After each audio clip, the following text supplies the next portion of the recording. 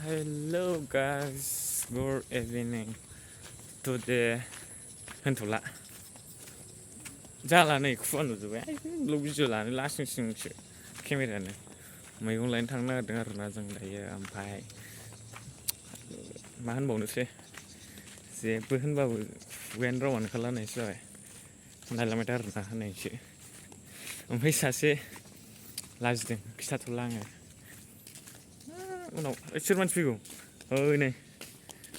दिस location नायनो हागोन गान्दाम copyright फैदों ओरैनोबा दाख्लै कपिराइट फैदोंरा मोनसे फिसासा भिडिअ हगारदों आङो बेलासिनि भिउ नायदो नोंथांमोनहा चावमिन सान हाबथारसै टाइमखौथ' जाखो नायलाय दे मानसिखौनो सिनायला बिदिजों मा फाग्ला जानांगौ मोनायाखैनो दाबो 5थाल'सो जादों 6था जानो 15 मिनिटसो जानो नांबावगौ ओमफ्राय दानो खोमसि जाजोबबाय मा जानांगौसै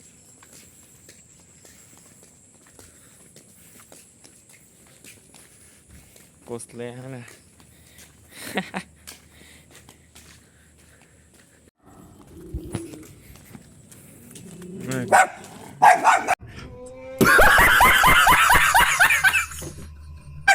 गोदुगा खाथि थांलाय जोंबो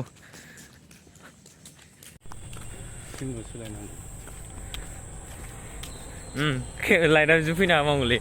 गारियानो गोरै नुयोना फेस माबाबाय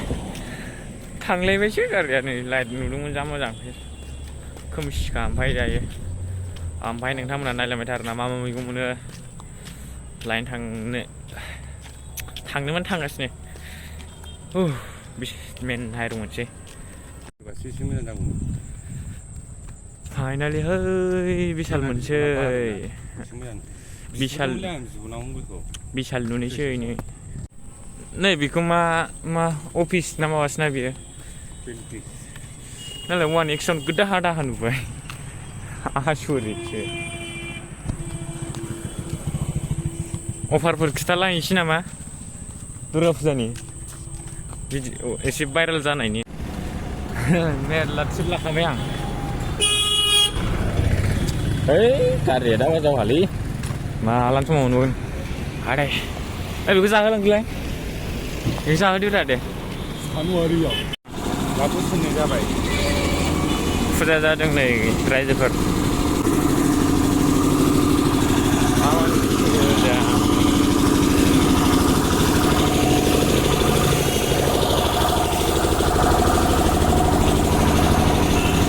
मोनालायजोबसै ना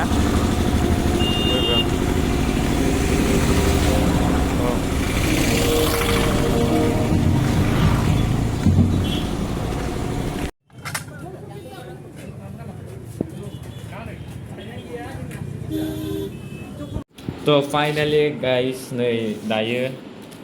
बाजार खालामनानै आग्लायनायसै नैबे फैसाया ओमफ्राय नैबे मा दं गंगार दुन्दिया गाजर ओमफ्राय नैबे ना फांकास है जेखायाबो जासिगोनदां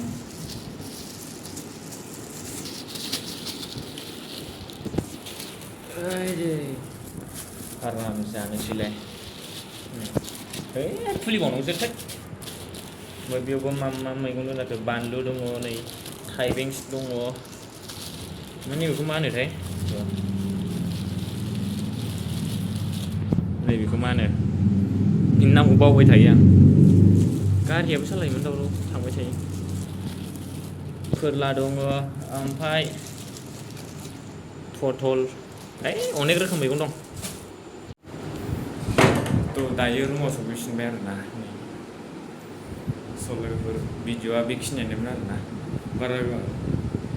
मोजाङै भिडिअ खालामनाय जायासै लोगोफोर बाय